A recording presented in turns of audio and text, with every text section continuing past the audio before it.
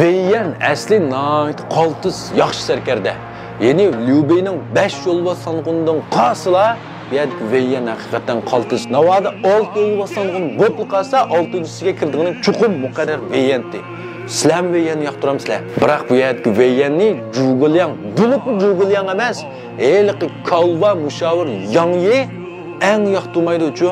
Mas Yang Yi'ning tupayildilar bu yerda Veyyan bakarak chatga qilib qolgan. Endi bu yerdagi Liu Bei 5 yo'lbos sanğunlar o'lib ketgandan keyin jarayon qarsak, Kamini Zhugu Qadidan qasla bu yerda Veyyan eng qaltis, shunami? Zhuguliangdan qasla bu yerda Veyyanning inovati, hurmati, huquqi har qaysiyati eng ustun turdigini Zhuguliangdan keyinla hisobda Veyyan.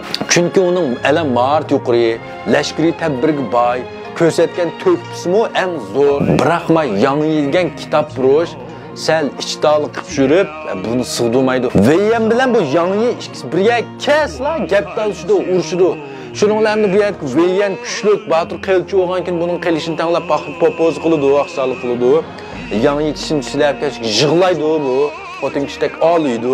Shuning bilan bu ikkisi doim o't bilan suvdagilar chiqishamaydi. Shuning uchun bu yerda oxirida Veyyanni qaslashga Yang Yi bakarak sababchi. Bu yerda Yang Yi qirib qolgan Zhuguliangning qo'nga kirib ketishini deydi. Voy o'zlari ketib qaslar bu yerda Veyyan o'qti qo'ps qanday qilma. Veyyan o'zining bilgini qisqanday qilamiz. Veyyan anda xo'p qas, bunda xo'p qas deb yurib, oxiri bu yerda Veyyanni qasiltidi. Endi bu ancha oqilona qaror emasdi. Bu yerda Vey Vubegi qatarlıq buxandalıqlar bu yerda Zhuguliangdan keyin kimdan qo'rqidi? Amaliyotda Veyyandan qo'rqidi. Zhuguliangdan qaslab Ismoyimi shu Veyyandan ansiraydi. U Yang Yi o'ldidan emas hargiz. Shuning uchun amaliyotda Zhuguliang ketib qolsa-mu, Veyyan bo'lgan bo'lsa, ba'zi ishlar yana sal boshqacha bo'lishi mumkin deb qarayman. Ammo Veyyan nimish bunchalar qaltis, bunchalar pochi degan vaqtning o'zida buni ko'targan odam Liu Bei. Liu Bei buni aytib olgan 5 yo'lbos sanğundan qaslab Veyyanni aytib olgan. Masalan, Liu Zhang yerdan bir Hanzhongga kirdigan vaqtning o'zida qarasanglar, bu yerdagi Guiyu, Zhang Fei, Zhao Zulunglarni akirmay Veyyanni boshdan uni akirdi. Hanzhongni olgandan keyin Liu Bei Chengduga chekinmoqchi bo'lgan vaqtning o'zida bu yerdagi Hanzhong diyorini kimga birish, kim qarash deydigan masalasi bor. Albatta hammalarning og'zida Liu Guanzhang. Shunami? Liu Guanzhang og'ina bu yerdagi Jingzhoni Guiyuga berdi. Unda qo'ygankin ham navbat aniq Zhang Feiga kelgan.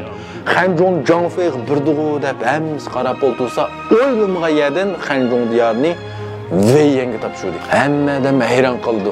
Endi bu yerga Liu Beimi boshqalarning bu Veyyanga topshirsa, taz qoyilmaydiganligini biladi. Liu Bei shuning uchun qaytishdan burun bu yerga Veyyanni butun xalqning oldida oldiga chaqirtib deydi.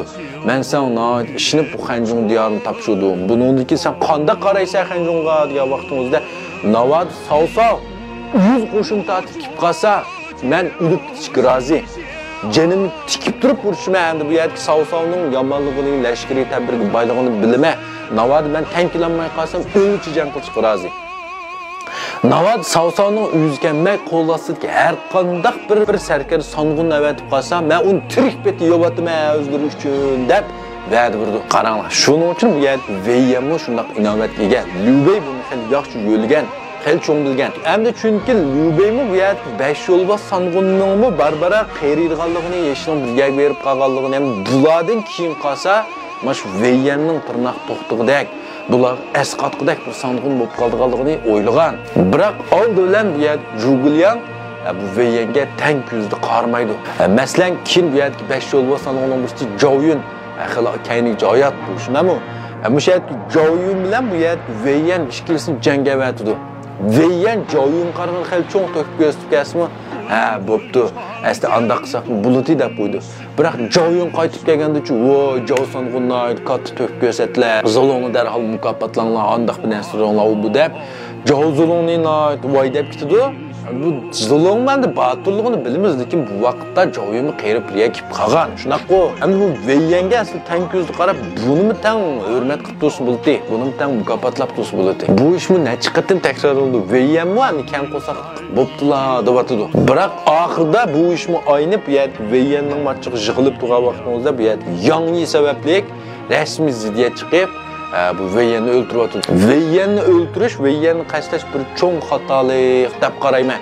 Çünkü Jubileon'dan kalsılar bir Veyyan düşman tehdit qılalıqdak, ularning yurgini jig-jig qılalıqdak bir sanğunti. Sizlar ham shunday o'ylamsizlar. Veyyanga qanday qaraysizlar? Unda esa pingin chuga pingin qoldirsanlar bir o'rtaqlashib baqili. Rahmat.